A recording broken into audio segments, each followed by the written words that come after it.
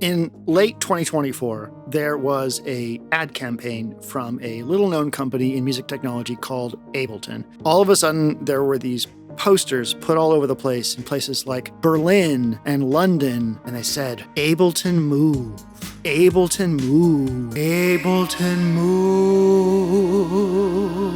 People got excited. The speculation across the internet as to what Ableton Move could possibly be reached a fever pitch. People over at the fine internet forum known as Electronauts, a forum run and moderated by Electron, went into a speculation frenzy. And here are some of the things they thought it could be. They thought it was going to be a Push 3 Mini. They thought it was going to be a collaboration with Electron. They thought it was going to have like super professional speakers on it. It was going to be a super DAW.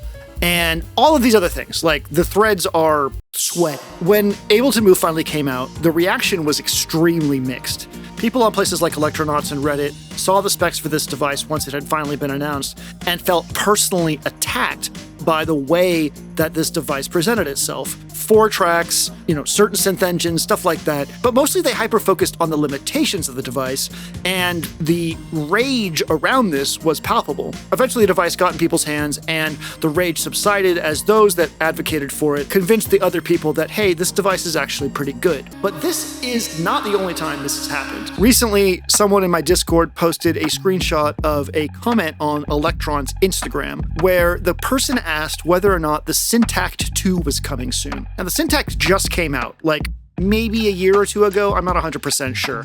I wasn't part of the launch because Electron and I don't talk anymore. The Syntact is a fantastic device. I love it. I've done some really great videos with it. A lot of people really, really love it. We dug a little bit further into it, and it turns out the person was afraid that the Syntact they just bought would soon become obsolete because a Syntact 2 would be coming. Electron assured this worried person that no, the Syntact still has a lot of life in it. But the fact that this person worried at all made me start to think about things. This was alongside another comment that somebody said, the Digitact Mark I is dead. They're like, it's dead. The Digitact Mark I is useless dead, which of course anyone who has ever owned a Digitact Mark I knows is not true. That device has so much life left in it for anybody that cares to use it. When a new device comes out, like the Digitact Mark II, that doesn't mean that anything that previously was out is a useless piece of junk. But there is a phenomenon that I'm going to get into in this video that causes people to think that way. All of this got me thinking about our relationship with consumerism, especially the way that consumerism creates toxic environments for the user and the makers within the context of music technology. It also got me thinking about the anxiety that people feel about the devices that they have in terms of their specifications and whether or not new versions will come out and somehow make their thing obsolete. Big air quotes there. I can't actually do air quotes with this without doing that. I don't think this is really the vibe for this video. Air quotes. Again, I'm doing airplane ears. I don't really think that's the vibe for this video. I'm starting out with examples from Electron here because I think they are very representative of how a group of people within a space dedicated to a product and its ecosystem can spin each other up and create a sort of mania around products and their specifications. But of course, you saw the thumbnail. We've got Teenage Engineering in this. We've got Behringer in this because they all speak to a different facet of our relationship with consumerism. We'll get into that a little bit later. So this video is about consumerism, how it affects our lives, the history of it, and some of the psychology behind it that has led us to where we are today in the music technology space. And hopefully by the end of this video, you as a consumer, and myself as a consumer as well, will have a better understanding of how the system manipulates us to feel anxiety and regret and dissatisfaction with the things that we have. Fun, right? Fun! Yeah! Let's jump into it.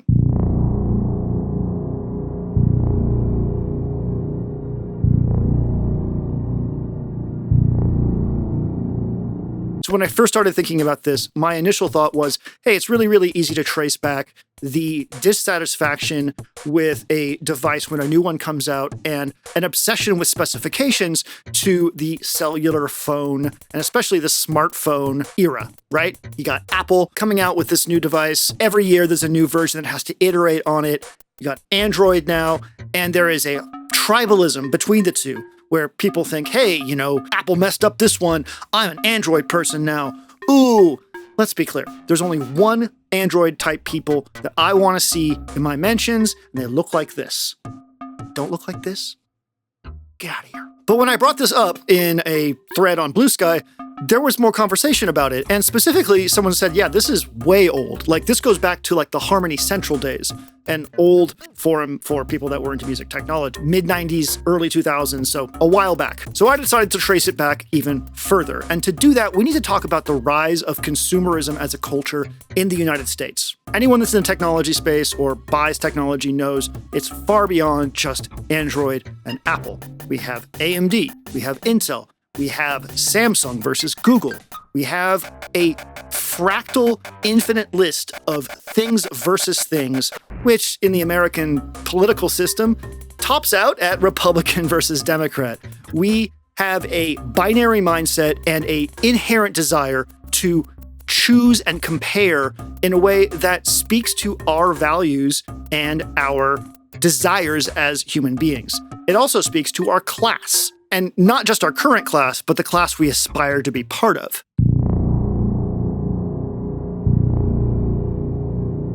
Let's start talking about the history of consumerism and consumer culture. And we can go back all the way to the late 19th century, so the Second Industrial Revolution. The application of continuous mass production to consumer goods marked the rise of consumer capitalism. This era saw the transition from small-scale production to large-scale industrial manufacturing, enabling goods to be produced cheaply and in vast quantities. This is the era where light bulbs became a thing, for God's sake. Electricity all of a sudden was a thing. Refrigerators, telephones, phonographs. We also saw innovations in retailing, like mail-order catalogs and the expansion of department stores, which dramatically increased our access to consumer goods. I want you to think about that for just a second. For a while, we didn't even have light bulbs, refrigerators, telephones, phonographs. Imagine being able to buy these things for the very first time and how big a change to your life that would be. All right, let's move on to the early 20th century. So 1880 to 1930 about. Consumer capitalism gained momentum in branding, advertising, and marketing, and became the central strategy for businesses. The Chicago World's Fair of 1983 symbolized the emergence of cities as arenas for consumer culture and spectacle. We're talking automobiles, household appliances, washing machines, one of which was apparently called the Thor, which to me sounds like something from another company and a completely different product, but what do I know? Cornflakes, Heinz baked beans, Coca-Cola, Gillette razors, Colgate toothpaste, Tiffany jewelry, Crisco. Crisco. This was a huge time for consumer culture's growth, and by the 1920s, something called the economic gospel of consumption took hold, with acquisition and consumption promoted as pathways to happiness. This period saw a dramatic increase in consumer credit and spending power, though it was short-lived due to speculative debt that contributed to the Great Depression. Where have we seen speculative debt contribute to a recession before? What year was that? What happened in 2008? I don't remember. I'm just a fox. I live like 10 years and then I die, if I'm that lucky. I want to talk a little bit more about the economic gospel of consumption, because this is the linchpin here. This is what I think all of this rides on. So, the economic gospel of consumption refers to the deliberate promotion of consumerism as a solution to economic challenges, particularly during the early 20th century. The concept emerged as businesses and economists sought to address the problem of surplus production caused by technological advancements and increase in industrial efficiency. The phrase was popularized in a 1927 article by Edric Cowdrick titled "The New Economic Gospel of Consumption." There's a ring to it, doesn't it? The key features, and here's where it gets fun. Number one, creation of demand. Businesses aim to increase consumption by fostering dissatisfaction with existing goods and encouraging people to desire newer, better products. Charles Kettering, director of research at General Motors, described this as the organized creation of dissatisfaction. So let's just think about that for half a second. These people specifically sought to foster dissatisfaction with our current products in order to get us to buy the new one.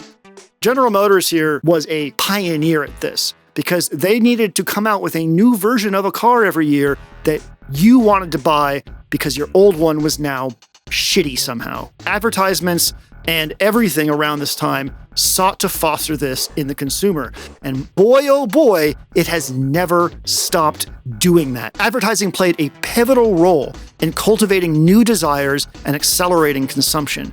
Consumers were encouraged to aspire to higher standards of living, often driven by envy and social comparison. Let's take a quick break, and I'm going to talk to you about my philosophy of how we judge products. My philosophy of how we judge products are form, function, and class. Form. This is the aesthetic part of the product. How does it look? How does it make us feel when we look at it? Teenage Engineering, of course, is an example of a company that is excellent at aesthetics. When the Ira line from Roland came out, that's an example of a line that failed at aesthetics. It's one of the main things that people bring up when they recommend the System 8 to people, which is truly a fantastic synthesizer, but people hate the way it looks. So we have form. The next one is function. This is where we get into specs. How does the device look on paper? People are obsessed with specs, and not just in music technology, obviously everywhere. This is what drives graphics cards. This is what drives phones, laptops. Anything that is iterative year after year that comes out with new versions is driven by specs. It's the first thing that people talk about when they get wind of a new gadget, whether it's music technology or whatever. You know what I'm talking about. We all do it. Finally, we have one of the more complicated ones, and that is class. How does the device make us feel about our current class? And is it an aspirational device? Does it make us want to get it because it makes us feel like we are in part of a class that we want to be? And by the way, I'm talking about economic and social class. So this can be two different ways of thinking about class. One, does it speak to the type of person that we aspire to be? That could be something like me getting a whole bunch of tattoos because it makes me feel a certain way about myself. It could be, does this necklace say something about me? Does this shoe put me in a cultural class that I want to be part of? Then there is the economic class. Does this jacket say something about me that speaks to my ability to spend money? Does this bicycle say something about me that puts me in the upper class of somebody who can afford a bike like this? There are so many ways that we can think about class converging with our consumer choices. And this is not by accident.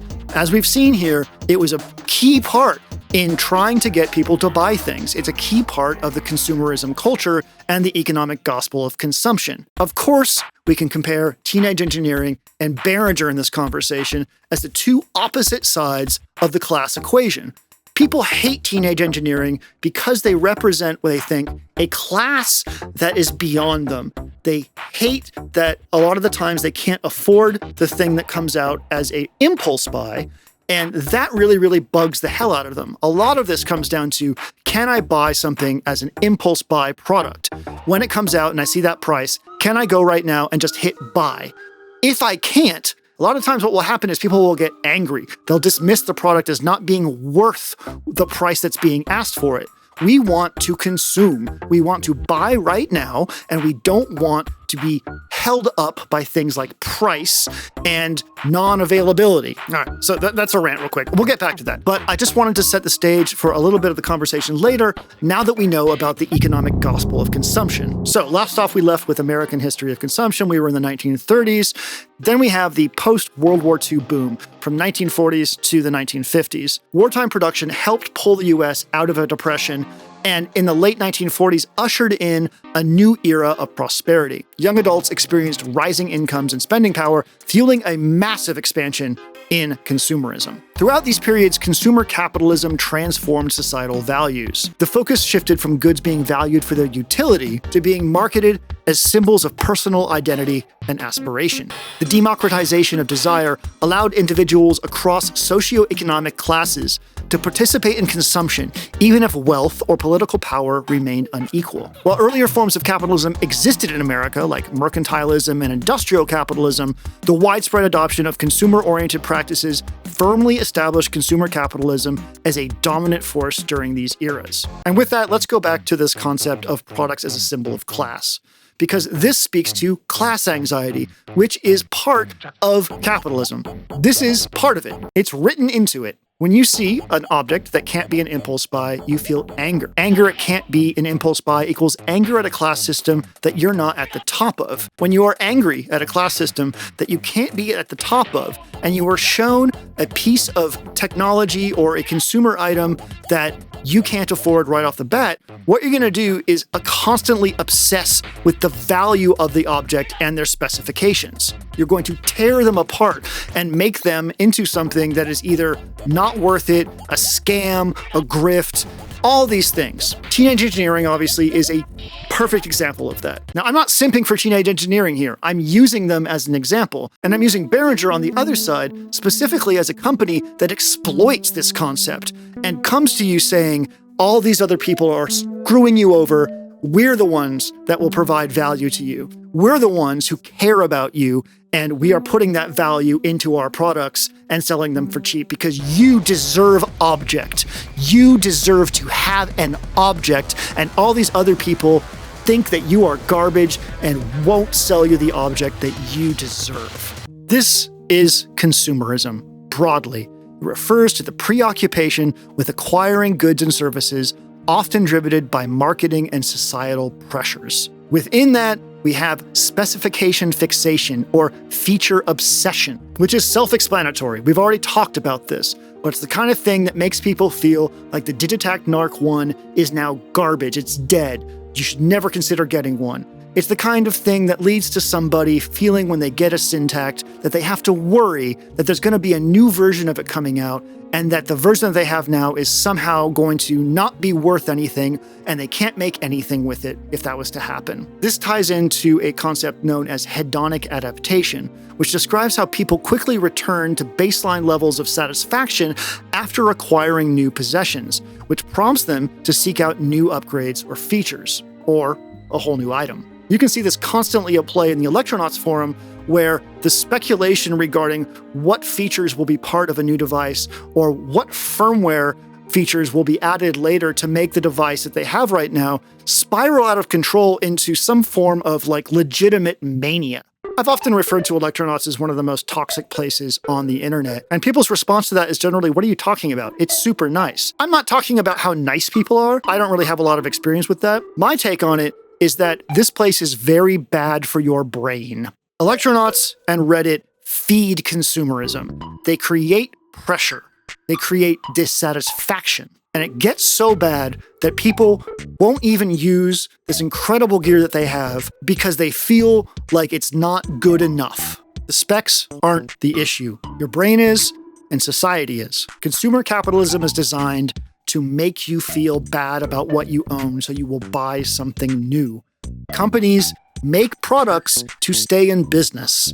This whole cycle depends on you being unhappy with what you have. So what to do? I know, this is fun, isn't it? Having fun? I'm having fun. This is my fun dance. Yeah, we having fun. Capitalism ruined our brains. Capitalism ruined our brains. Capitalism ruined our brains, and a couple hundred people are super, super rich. So what do we do? Well, my first suggestion would be stay away from places that fixate and speculate. If you're a musician or want to be a musician and you want to be a creative, healthy person that makes whatever it is that you want to make, stay away from forums dedicated to the objects that are part of this thing. Make things. Focus on what you have, no matter what that is. Even if it's just a cracked copy of FL Studio, I don't care. Make things. Share them with your friends, and maybe talk directly with people that you trust about these kinds of things, as opposed to getting caught up in systems that are specifically designed to make you feel bad. Don't attach your self-worth to objects. Unless you're a wizard or something that needs a special necklace or some kind of object of power, that's different, right? Go ahead and do that. If you have a Horcrux or something, that's fine, totally cool. But please stop conflating you as a person or me as a fox with a synthesizer or a phone or a laptop or whatever. There's a reason why the tariffs that are happening right now are getting people more riled up than anything else this administration has done. And that's because it's finally making things that we want to buy expensive. They're targeting gamers. All right, that's it. That's all from me today. Try not to be part of the cycle if it makes you feel bad. Step out of it. Step into a cooling river. Bring with you to that river a steak, and then sit in that river and wait for a fox to come by, give the fox the steak, and then go home. Repeat this every day.